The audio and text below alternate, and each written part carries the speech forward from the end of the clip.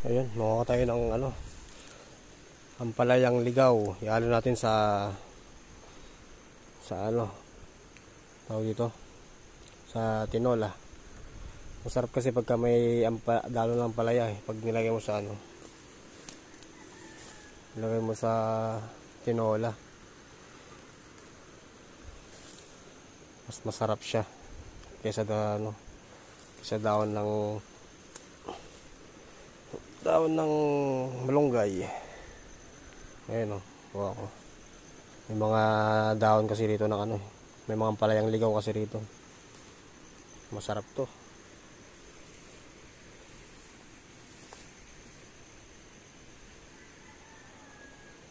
Yan naman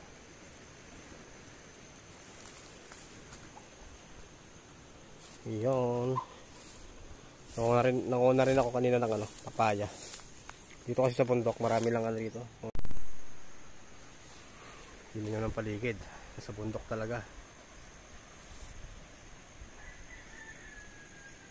Yan.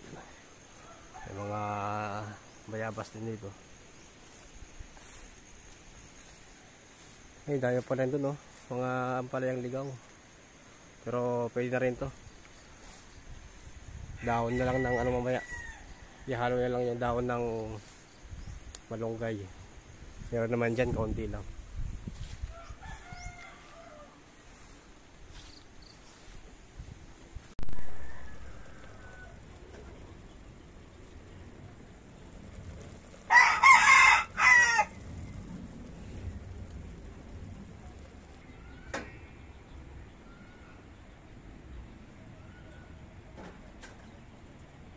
Ayun, ganda na ng mga tanim ng ng tropa ko rito sa bundok.